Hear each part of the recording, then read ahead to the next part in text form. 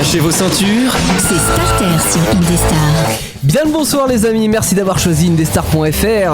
En ce lundi soir, nous sommes aujourd'hui le 19 octobre. J'espère que tout le monde va bien de votre côté, que vous avez passé un bon week-end. Comment vont Virginie et Jolan ce soir ?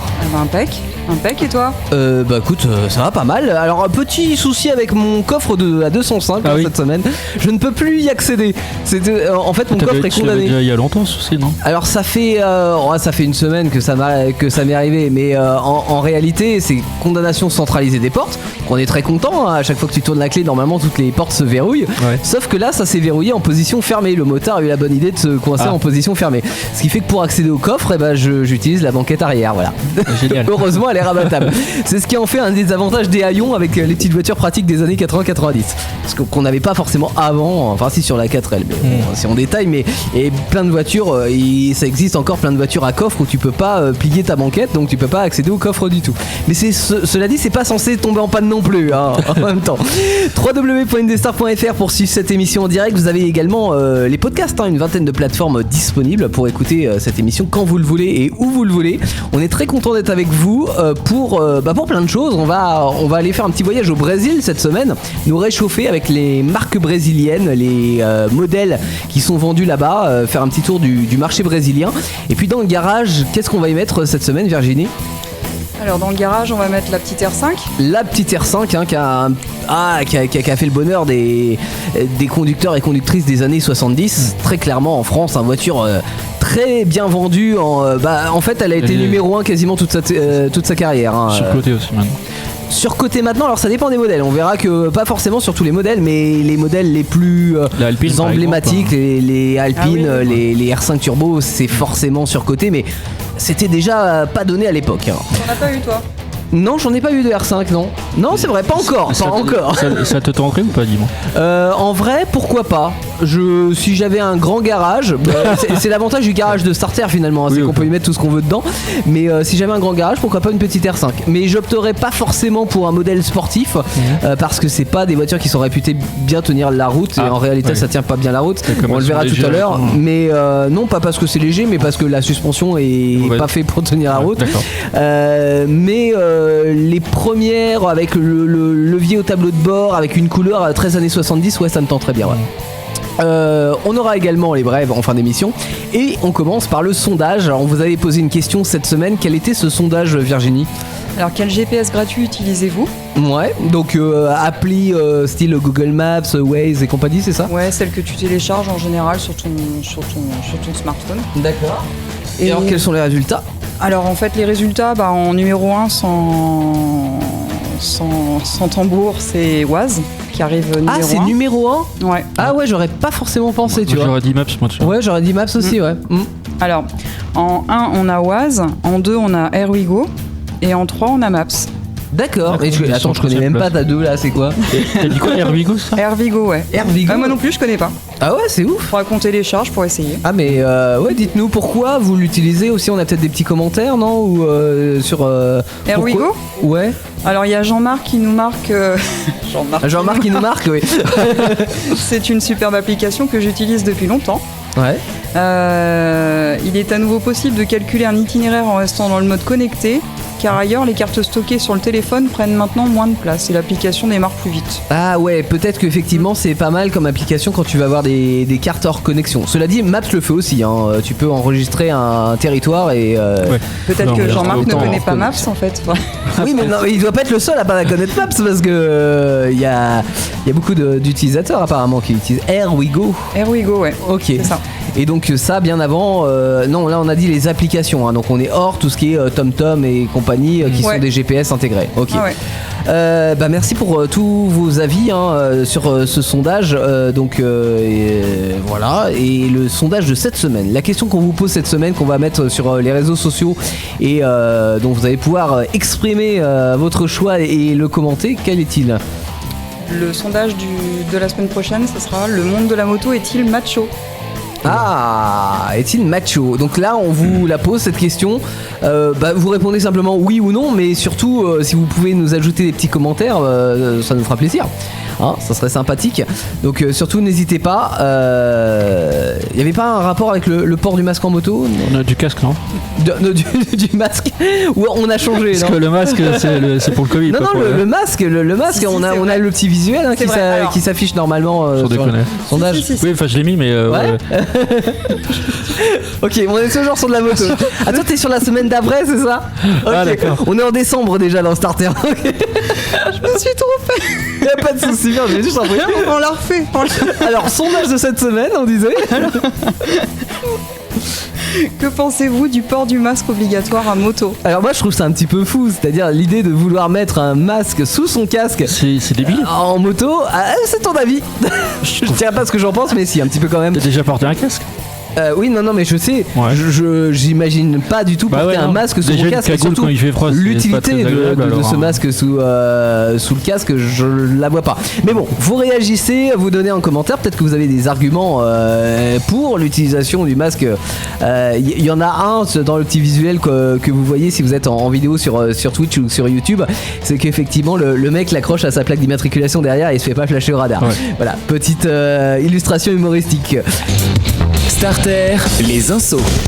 Place aux infos dans Ah, Starter. non, je fais pas les infos, en il y a même pas temps, la chronique c'est info encore, c'est attention. une petite info quand même. Les actus et les anecdotes. insolites anecdotes rigolotes que vous pouvez trouver sur Alors déjà, internet, à la télé. avant de commencer mon anecdote, est-ce que vous êtes bon comment on appelle ça, en orientation? Complètement. Avec un GPS. Et sans GPS, est-ce que vous y arrivez? Pas follement en vrai. Non, bah, oh, d'accord, on est tous les trois pareils. Oui. Non, mais globalement ça va, tu vois. Ouais. Après, si t'es dans Paris et que tu veux tourner à gauche, il y a un sens interdit, tu veux Ah, tourner à oui, droite, il y a un oui, sens je interdit, comprends. etc. Au bout d'un moment, tu me perds, clairement. Je suis pareil. Donc je vous parle de ça parce que il faut savoir que en moyenne les Français passent 36 minutes à chercher leur chemin sur la route. À chaque fois que tu prends ta voiture, tu Ouais. passes 36 minutes. C'est-à-dire Quand tu fais des trajets quotidiens, tu sais où aller, il n'y a pas de problème. Oui, on est d'accord. Mais quand tu vas à des grandes métropoles comme Montpellier, Toulouse ou quoi, que tu connais pas la région, bah, oui. les Français perdent. Et même avec le GPS. Mais c'est compréhensible parce qu'en ville, en vrai, alors déjà sans GPS, je sais pas comment ils faisaient. Oui, déjà, bah, il y avait les panneaux, les grands axes et tout. Oui, mais bon, t'as les panneaux, mais quand t'es en ville, t'es sur une file et là tu vois ton panneau, il est déjà trop tard, t'as la ligne c'est continue, vrai. tu peux pas tourner. Personne ne veut que tu tournes parce que eux ils sont habitués, et sinon tu te fais klaxonner, voilà. Donc tu tournes clairement en rond. Alors déjà C'est avec ça. un GPS c'est compliqué, alors sans GPS ça devient encore plus Et compliqué. ce qui me fait rire, c'est qu'il y a toujours cette phrase du GPS qui dit faites demi-tour dès que possible. Donc ça Ouais. te stresse encore plus. Et là tu dis mais non, je peux pas faire demi-tour. Si je fais demi-tour, là vraiment je vais me Ouais, faire rentrer c'est dedans ça.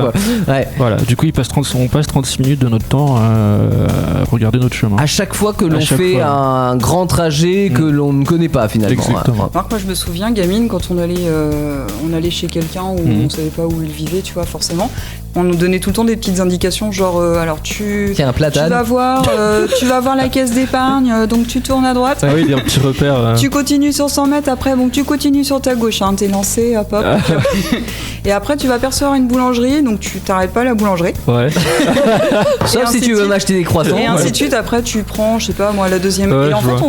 on se repérait comme C'est ça, vrai. on prenait des notes, enfin les parents prenaient des notes. Oui, les ouais. parents. Ah oui, je me rappelle de la fameuse feuille de route qu'on avait quand on partait Ouais, en c'est vacances. Et moi j'indiquais à ma mère, oui alors on va prendre Cholet, ensuite on va prendre direction Montoire, etc. C'était le etc. copilote de. Bah ouais, t'es copilote, ouais. Alors que maintenant c'est le GPS, une voie robotique. Enfin, qui même fait avec le copilote. GPS, moi je me suis perdu une fois avec un GPS. Hein. Ah tu peux, ou le GPS peut se Ouais. tromper, peut Oui, voilà, te faire c'est des ça. Je suis détours. arrivé au bout d'un chemin de terre, je fais non, je crois pas que ce soit là. Ouais, bah, on est allé jusqu'à des extrêmes, hein, les gens qui tombent dans des lacs parce qu'ils Ouais. ont suivi le GPS. Bah ouais, c'est arrivé. Ouais. Ah d'accord. Bon après il faut pas le GPS n'enlève pas l'intelligence, tu vois ce que je veux dire, c'est-à-dire que si tu suis ton GPS jusqu'au bout, à un moment donné il faut se poser quand même des Donc, en questions. vrai, t'es un peu con quand même. Oui mais oui, j'allais pas le dire mais c'est un Je peu le ça dis quand quand même. Votre programme moteur, C'est Starter sur Indestar. Starter, on y parle 2 roues, 4 roues et en fait autant de roues qu'on veut pourvu que ce soit motorisé. Votre émission donc moteur comme tous les lundis soirs. Bien le bonsoir si vous venez d'arriver. Aujourd'hui, sujet du jour, on y parle du marché brésilien qui est un marché intéressant, hein, non seulement parce que le Brésil c'est un grand pays, c'est quand même 209 millions d'habitants. Attention, Pas rien. par rapport à la France, c'est plus. On est combien? On est 60 millions. Ouais. À peu près, un peu plus. Hein. De consommateurs. De consommateurs, évidemment, on a tous la référence. Et donc on achète des voitures. Et il y a 209 millions d'habitants qui achètent des voitures. Ça fait pas mal de voitures vendues. Et en plus, ça bouge parce que en 10 ans, les 3 plus grands constructeurs que sont Chevrolet, donc marque américaine, Fiat qui est italien et Volkswagen qui est allemand, sont passés de 70% à moins de 50% de part de marché.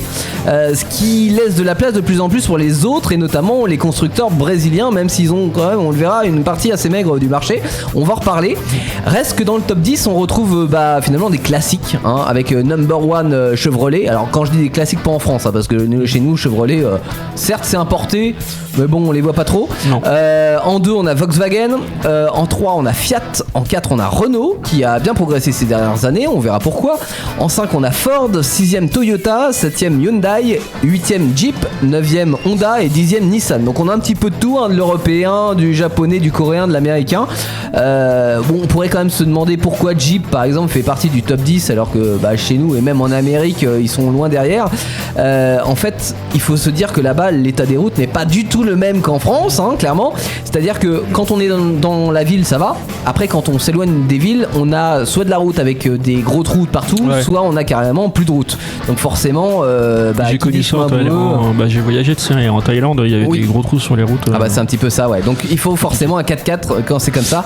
Donc en fait, il y a vraiment 2 marchés qui ressortent. Il y a ceux qui sont en ville, et là le niveau de vie c'est pareil, c'est nettement inférieur aux pays européens. Donc il faut acheter des petites voitures pas chères.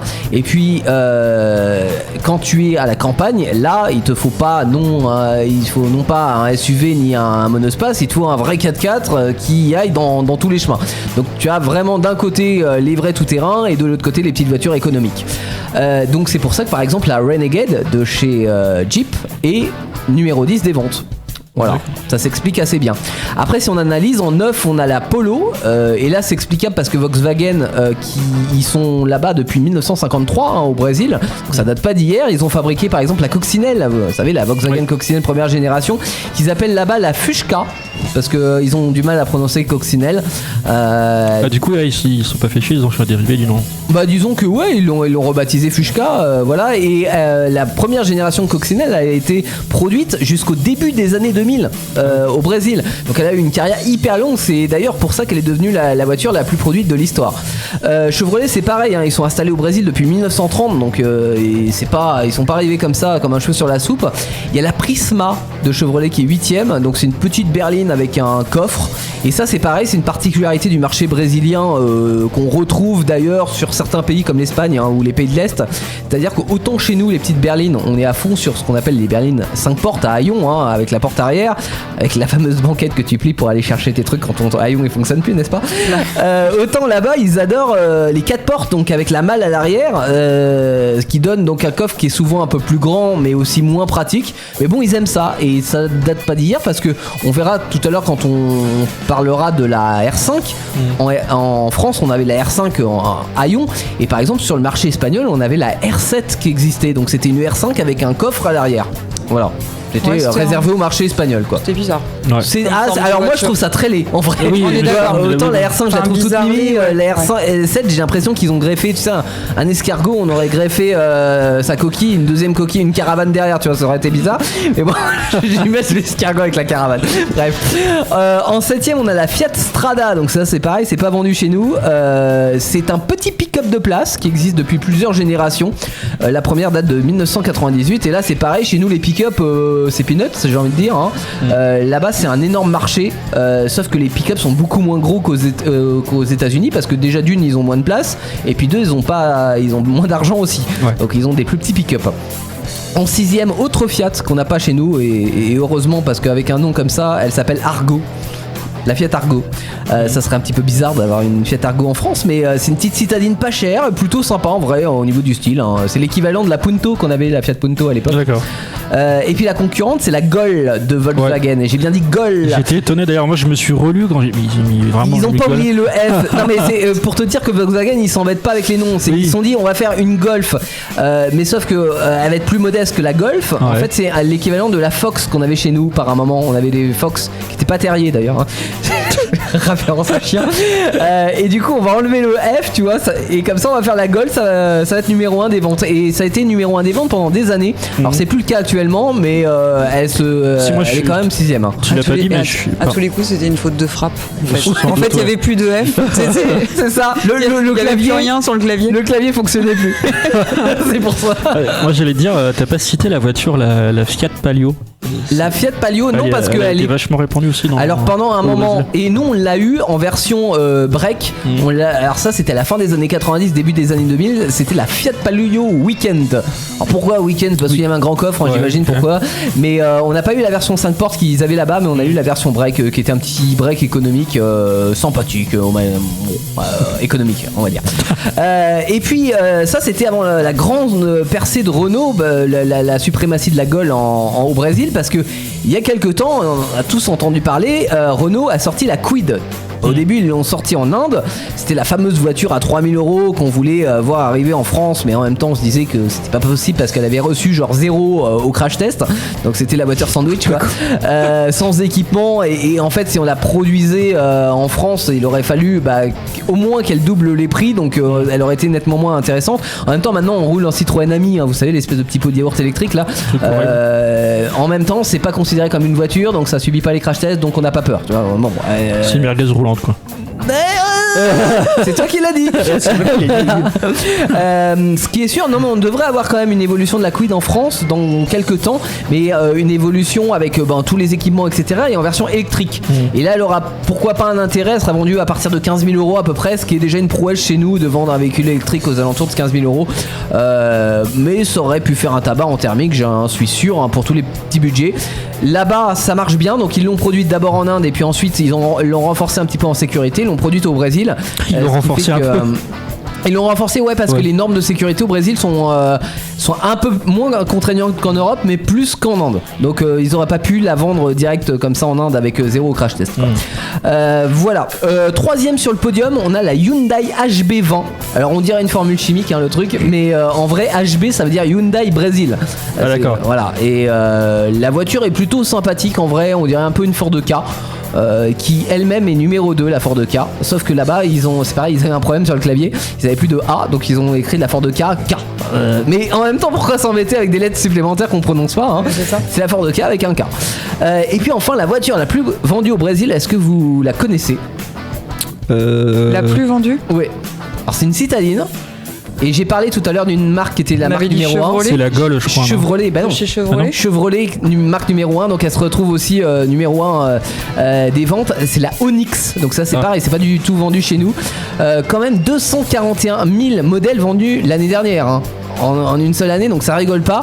Et ça donne une petite idée aussi du pourquoi Chevrolet s'embête pas par exemple avec le marché européen, où certes ils sont présents chez nous, mais bon, en même temps ils vont pas y mettre trop d'argent, parce qu'il y a tellement déjà un boulevard là-bas en termes de possibilités de vente que ils se disent que le marché brésilien ça leur suffit.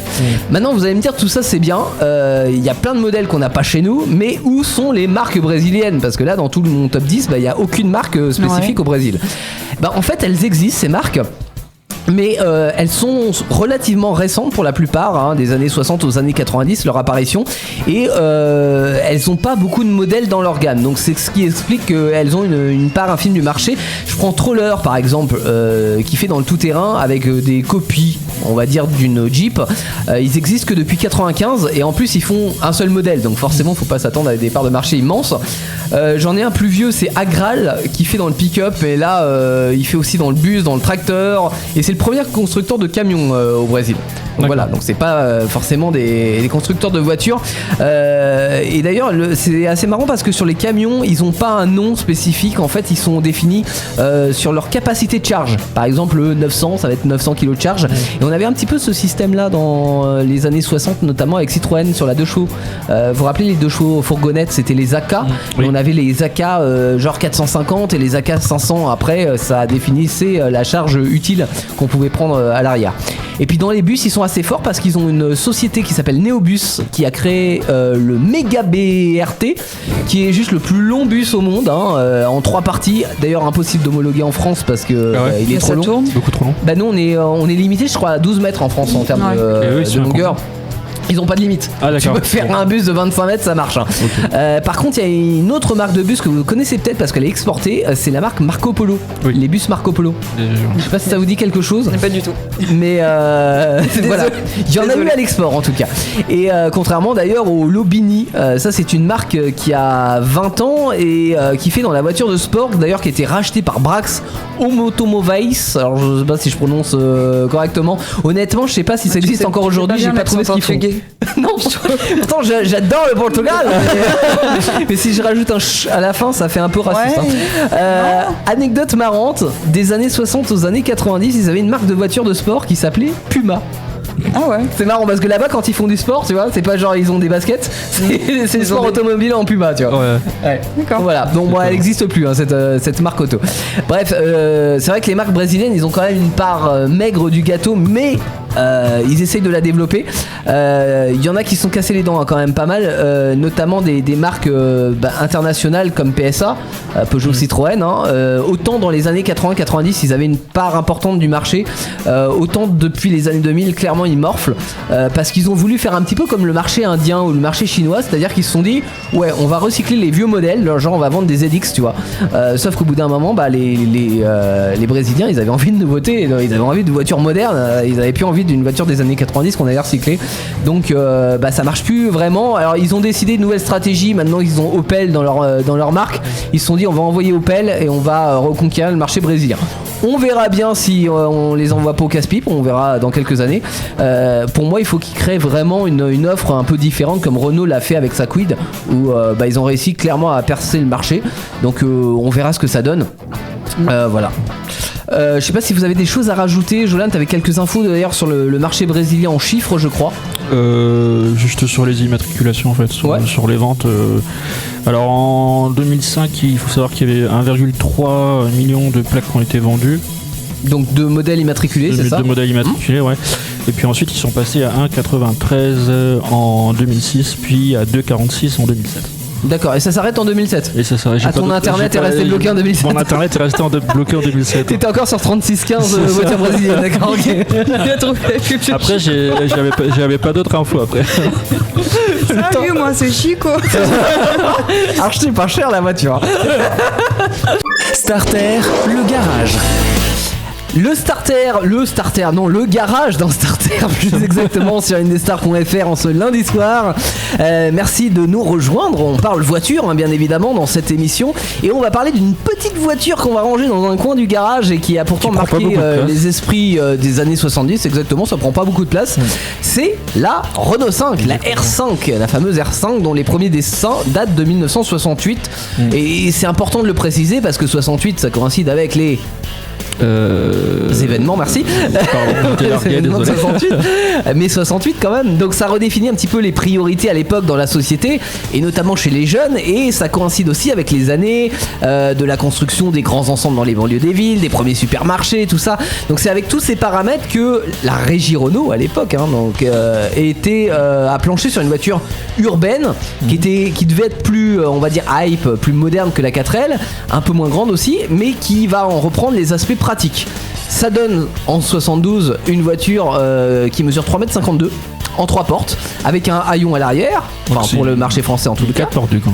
Non, 3 portes. Bah le haillon c'est pas compté comme une porte. Bah si, c'est-à-dire 2 portes à l'avant et le haillon 3ème porte. Ah bah oui, pardon. La banquette est rabattable et pour la première fois sur une voiture de série, on a des boucliers avant et arrière en polyester. Alors ça nous semble totalement logique. C'est pour faire quoi ? Les boucliers, c'est ce qu'on appelle les pare-chocs, hein, si tu veux. Mais aujourd'hui, on a tous nos pare-chocs qui sont en plastique. Ouais. Peints pour la plupart, mais en plastique. À l'époque, ça n'existait pas. C'est-à-dire qu'en fait, sur les voitures, sur les voitures, tu avais des pare-chocs en fer. T'avais des barres de fer, comme sur ma 4L, hein, tu sais, t'as des barres de fer devant et derrière. Et ben, c'est la première voiture qui utilise du polyester avec absorption de choc. Alors, à minima, hein, ça cassait assez. C'est un peu comme les arnaud de sécurité dans les voitures sportives, quoi. Sauf que c'est à l'extérieur. Disons que là, c'était vraiment construit comme une voiture, on va dire, de ville et de banlieue. Donc, une voiture qui allait potentiellement se prendre des chocs.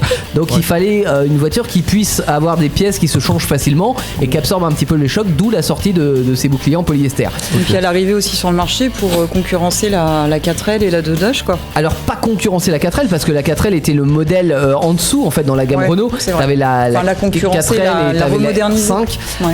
Elle devait alors non pas la remplacer parce qu'on était vraiment comme aujourd'hui une Twingo, ça aurait été la 4L et puis la Clio, la R5. Sauf que bizarrement à l'époque la R5 était un peu plus petite que la 4L, tu vois. Mais en termes de positionnement, elle était plus huppée. C'était plus petit. C'était plus petit, ouais. Alors pas de beaucoup, hein, mais de 10 cm à peu près. Voilà. Et par contre, la 2 chevaux, alors c'est pareil, la 2 chevaux était plus la concurrente directe de la 4L. Après, chez Peugeot, t'avais par exemple la 104 qui était la concurrente. On ajoute à ça des couleurs très 70s, hein. On avait le orange, on avait le vert pomme, on avait le jaune, voilà donc même le bleu pour les sportifs. Le bleu aussi, les petits yeux souriants de la 4L ils sont trop mimi et puis voilà ça fait. Il y avait même du rouge, je crois. J'ai vu des. Il y en a eu en rouge, bien sûr, ouais. Alors au début elle a existé en version L, donc avec le moteur et le levier de vitesse au tableau de bord repris de la 4L, et tu avais la TL qui était un peu mieux équipée et un peu mieux motorisée aussi, avec la première version du moteur Cléon. Alors c'est la façon de nommer, t'avais les Cléon et les Billancourt.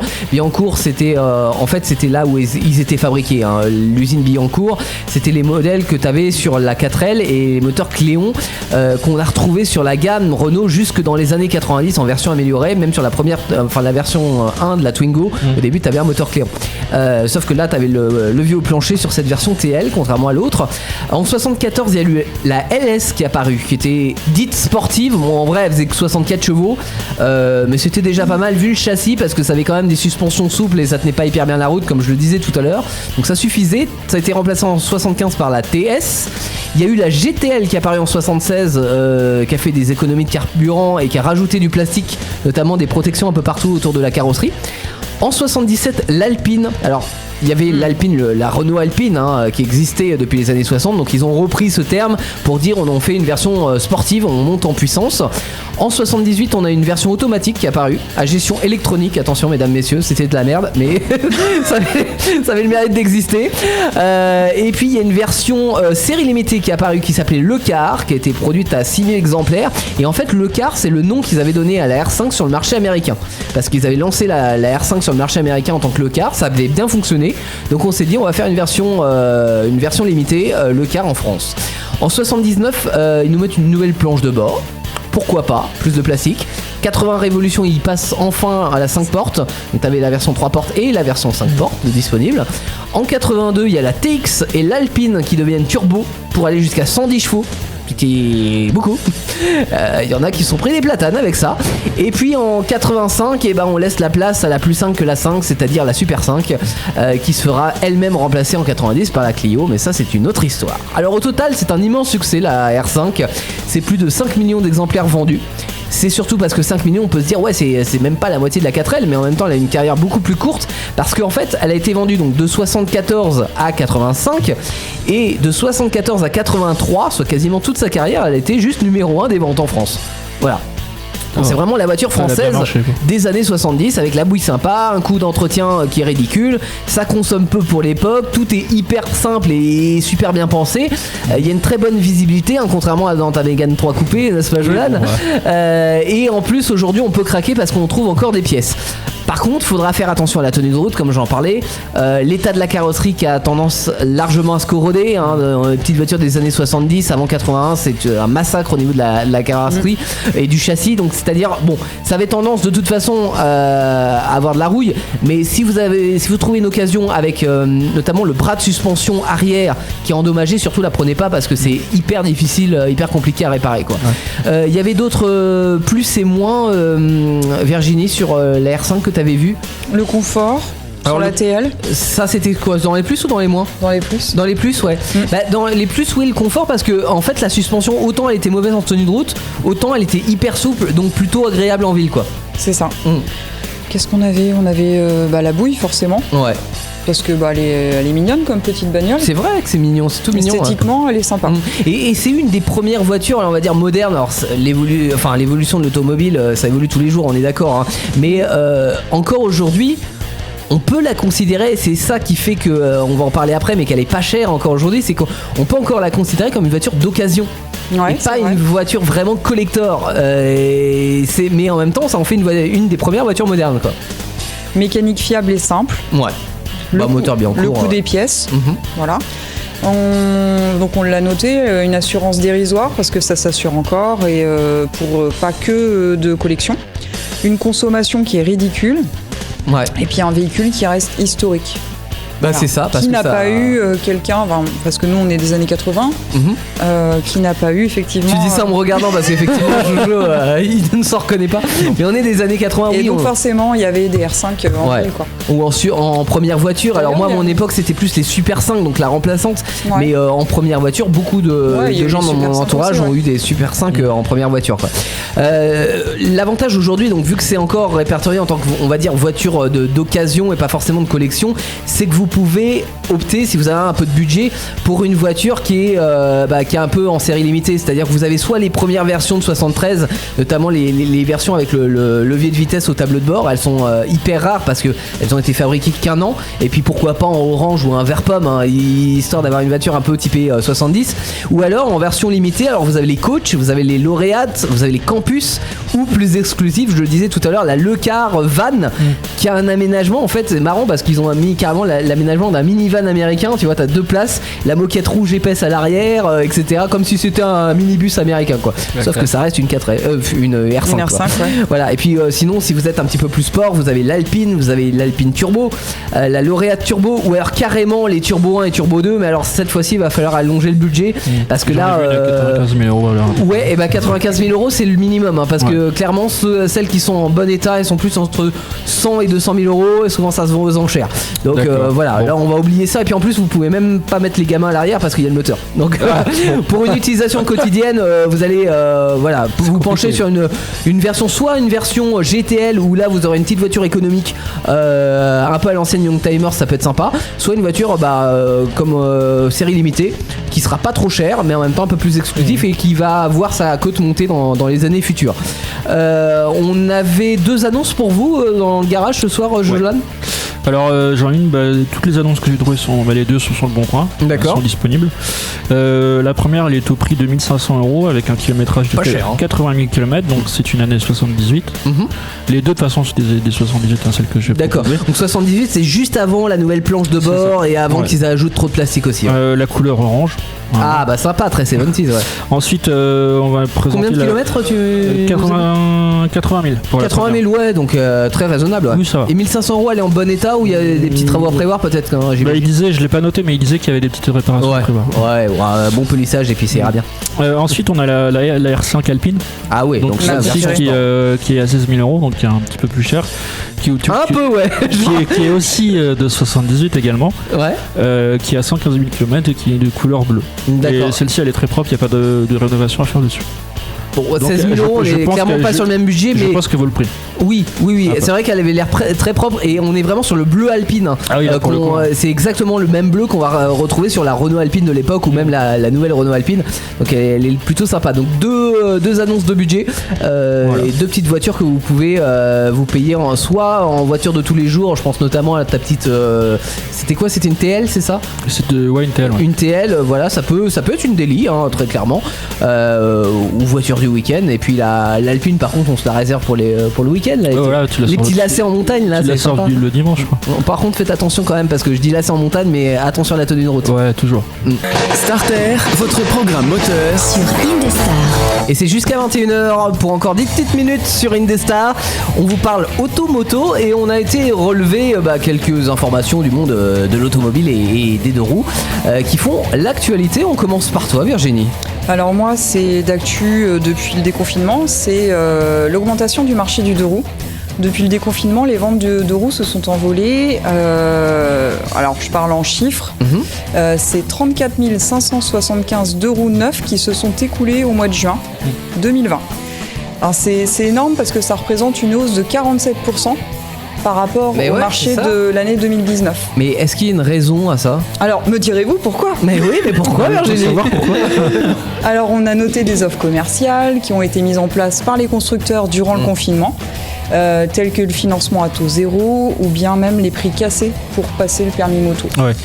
Les 40 ans représentent un propriétaire sur 2 et les moins de 18 sont des utilisateurs qui reviennent en force. C'est eux en fait qui ont augmenté le marché de l'occasion de 39%, nos petits jeunes. D'accord. Moi je suis pas prête encore. Perso, j'ai ma fille qui a 15 ans, je suis pas... Tu la vois pas sur le toit. T'as pas envie qu'elle passe autant moi, en mob. Bon, je me posais pas la question, en moto, mais je sais pas, moi je sais pas. Après, si t'as la formation derrière et tout, y a pas de raison. Enfin, y a toujours un risque. J'ai pas eu la formation en fait. Moi, toi, pardon. J'ai pas de formation. Après, tu peux parce que alors je crois que à ton époque, t'étais pas obligé, par exemple, oui, pour conduire une 125, de passer le permis moto. Ouais, non, c'est ça. C'était déjà inscrit sur le permis. Ouais. Après, pour te rassurer, aujourd'hui, il existe une formation je parle plateau. un cycle 50. Un 50. Ah ouais, tu le vois pas sur un 50. J'ai eu un 102. Ouais. Et j'ai pas passé de formation quoi. Non. Il me fallait un casque, savoir démarrer ma mob et puis voilà quoi. C'est ça, ouais. Parce que moi, je me souviens quand j'ai passé mon permis, j'ai passé un BSR, donc du coup un permis pour pouvoir. C'est vrai qu'il y a eu ça. Ouais, bah c'est depuis, maintenant c'est obligatoire. C'est depuis pas très longtemps. Non. Moi pour mon Solex, pas de permis non plus. En même temps ça avance pas, hein, on risque pas grand chose. Donc belle augmentation du marché du 2 roues, pas au détriment de la voiture, quoique à se demander quand même si les habitudes des gens n'ont pas changé. Tu sais, en fait je me disais, le marché de l'occasion avec les ados. Ouais. Peut-être que les parents se disent finalement, avec le Covid, peut-être que du coup, au moins il est protégé, il est tout seul sur son scoot ou sur sa moto. Surtout s'il a un masque dans le casque. Pourquoi pas. C'est le sondage de cette semaine, hein. N'hésitez pas à aller voter. On vous pose la question, est-ce que vous trouvez que c'est une bonne idée ou une mauvaise idée d'avoir un masque à l'intérieur de votre casque de moto? Voilà. Jolan, tu avais une brève? Ouais, je vais vous parler de l'électrique. Tu vas me tirer à râler encore? Bah je peux même te taper, mais non, je suis trop lent. Puis, pas de geste de violence, ça se voit à la caméra. Ouais, en plus on est filmé. Alors c'est la Renault Mégane. Oui, j'y arrivé. e-Vision qui va sortir cette année. D'accord. Le design a été repris de la Renault Mosfort, c'est celle que j'avais présentée. Morphose. Morphose, pardon, j'ai mal prononcé, le concept car que j'avais présenté, le SUV. Là. Oui, qui s'agrandissait ou se rétrécissait. Donc ils ont repris le design de cette voiture, sauf que là ils ont pas mis l'agrandissement. Voilà, ils ont pas mis l'agrandissement. Ok. Et là il n'y aura pas le logo Z sur la voiture.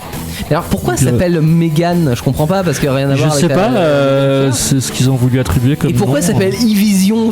Je sais pas non plus. C'est une vision d'avenir. C'est le nom, c'est e-Vision peut-être pour le électrique et puis le. Une vision d'avenir de l'électrique. Ouais. Ouais, après c'est Renault, tu sais, hein, leur slogan, il y en a plein. Hein, non mais pour moi, tu sais, genre e-Vision, j'ai dans l'esprit genre un truc avec bourré de technologie. Ouais, c'est un peu ça pas en fait. Forcément il y a énormément de technologie aussi, donc. Pourquoi pas. Mais voilà, elle va sortir fin 2020. D'accord, j'ai pas du tout entendu parler de ça. Hein. Moi j'ai vu ça tout à l'heure en faisant le sujet. Ok. Donc Renault Mégane électrique qui ressemble pas à une Mégane. Ok. Moi j'ai PSA Peugeot Citroën qui va pas remplacer le couple qu'on connaît, la C1 107 là, qui sont aussi les cousins de la Toyota Aygo. La faute au marché des citadines qui baisse depuis plusieurs années. Ce qui est assez paradoxal parce qu'en fait on veut taxer des voitures lourdes. Ça sera d'ailleurs l'objet d'un prochain sondage.